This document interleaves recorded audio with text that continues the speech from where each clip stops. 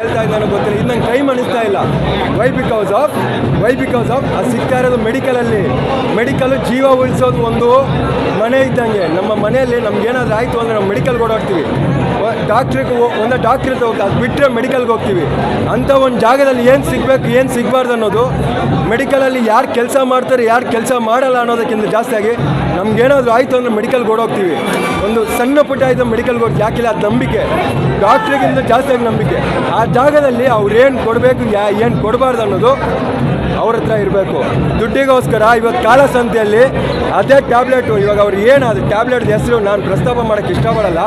ಆ ಟ್ಯಾಬ್ಲೆಟ್ ಹೆಸರುವರೆಗೂ ಈ ಇದರಲ್ಲಿ ತೋರಿಸಿದ್ದಾರೆ, ಅದು ಸತ್ಯ. ಅದು ಅದರ ರೇಟ್ ಬಂದ್ಬಿಟ್ಟು 35ರಿಂದ 40 ರೂಪಾಯಿ ಐತೆ.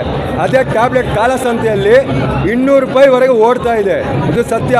ಈ ಬಿಹಾರಿ ಆಮೇಲೆ ಅಸ್ಸಾಂ ಕಡೆಯಿಂದೆಲ್ಲ ಬಂದು ಹುಡುಗರುಗಳು ಕೆಲಸ ಮಾಡ್ತಾರೆ ಲಾಡ್ಜ್ಗಳಲ್ಲಿ, ಆ ಥರದಲ್ಲೆಲ್ಲ ಅವರು ಬೇರೆ ನಶಾ ಡ್ರಿಂಕ್ಸ್ ಎಲ್ಲ ಮಾಡಲ್ಲ. ಇದೇ ಟ್ಯಾಬ್ಲೆಟ್ನ ಅವ್ರು ಮಾಡೋದು. ಇದು ಸತ್ಯ. ಇದು ನಾನು ನೋಡಿದ್ದೀನಿ, ನಾನು ಅನುಭವಿಸಿದ್ದೀನಿ, ನಾನು ಮಾಡಿದ್ದೀನಿ.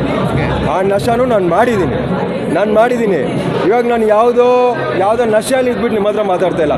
ತುಂಬ ಕ್ಲೀನಾಗಿ ನೀಟಾಗಿದ್ದೀನಿ. ಆಮೇಲೆ ಯಾರೋ ಕಮೆಂಟ್ಸ್ ಹಾಕೋದೆಲ್ಲ ಬೇಡ, ಅವ್ನು ಯಾವುದೋ ನಶೆದಲ್ಲಿ ಬಂದಿದ್ದಾನೆ ಏನೋ ಮಾಡಿದ್ದಾನಂತ. ಆದರೆ ಇನ್ನೊಂದು ಇದರಲ್ಲಿ ನಿಮ್ಮ ಮೆಸೇಜ್ ಏನಿದೆ ಅಂತ ಕೇಳಿದ್ರಿ.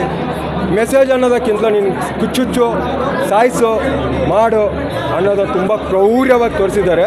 ಅದು ವಿಜಯ್ ಸಾರಿಗೆ ಮಾತ್ರ ತೋರ್ಸೋಕ್ಕಾಗೋದಂತ ನನ್ನ ಪ್ರಕಾರ. ಇಷ್ಟೊಂದು ಕ್ರೌರ್ಯವಾಗಿ ಒಂದು ಕ್ರೈಮ್ನ ತೋರಿಸ್ಬೋದಾ? ಇಷ್ಟೊಂದು ವೈಭವೀಕರಿಸ್ಬೋದಾ? Can't believe. ಯಾಕಂದರೆ ನಾನು ನಿಮ್ಮ ಹತ್ರ ಮಾತಾಡ್ತೇನೆ, ನಿಮಗೂ ಗೊತ್ತು ಎಷ್ಟು ಕ್ರೌರ್ಯನ ತೋರಿಸಿದ್ದಾರೆ ಅಂತ ಹೇಳ್ಬಿಟ್ಟು.